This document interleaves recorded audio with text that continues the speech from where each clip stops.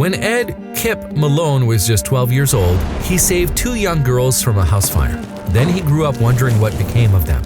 One day, 65 years later, a woman knocked on his door and he got the surprise of his life.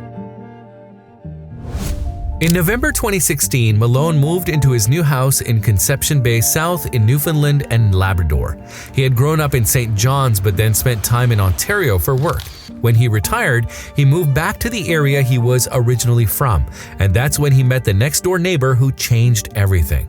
On December 20th, 1951, Malone was aged 12. His mother had sent him out to buy some butter, and he was walking along Central Street when he saw that a house was on fire. Malone then started to hear shouts coming from the 3rd floor. The source of the noise was a woman who was screaming for somebody to save the children who were trapped in the building. Malone sprang into action and rushed inside, not pausing to think about how dangerous it would be. I knew there was an emergency there, so I just ran over to that house.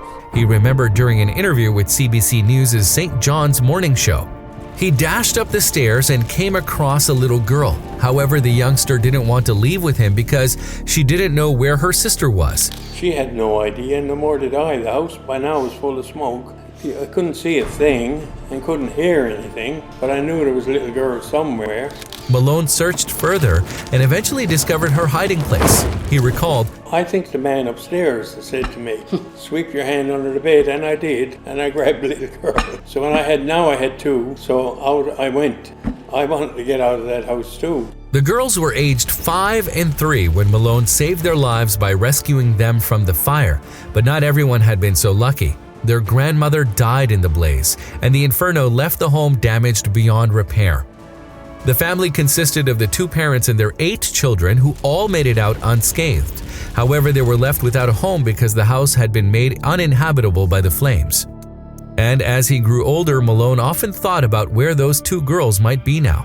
While the fire had made news, the man who had earned his nickname Kip because of his fondness for kippers explained he had been too young to really look into what happened.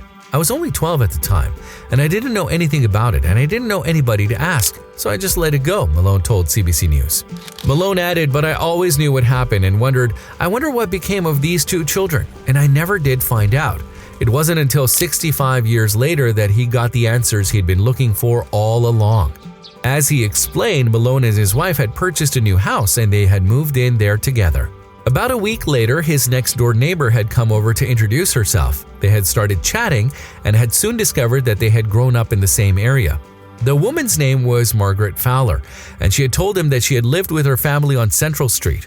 So Malone had decided to recount the story of how he had rescued 2 young sisters from a deadly fire that had taken place there decades earlier, and he revealed his tale had left her in shock. She just looked at me and nearly fainted. She said, I'm the little girl. Fowler explained that she had very few memories of the fire and hadn't recognized Malone, but added that she had been speechless when he had made the revelation.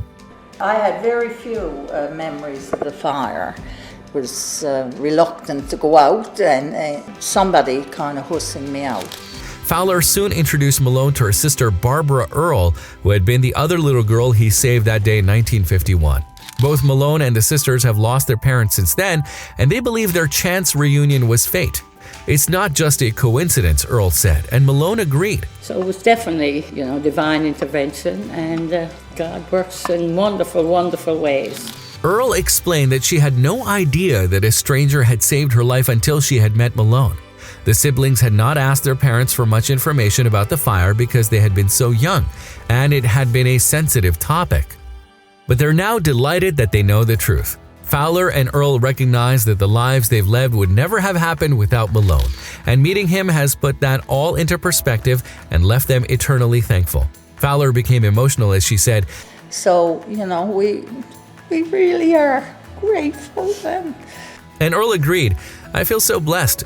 We've had good lives, children and grandchildren. That wouldn't be if something had happened to us that day. She added that now that they are a part of each other's lives, they won't be separated again.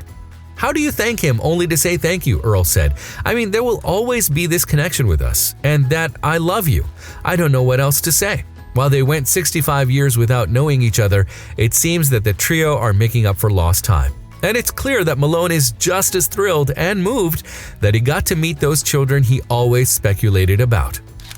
I'm going to have to digest it for a while because for a lot of years, I've wondered what became of the two little girls, he said, and I've only just found out, two beautiful women with families, so I'm very happy for it. If you like the video, please give it a thumbs up and consider sharing it with someone who may find it interesting. Thanks for watching, and I'll talk to you in the next one.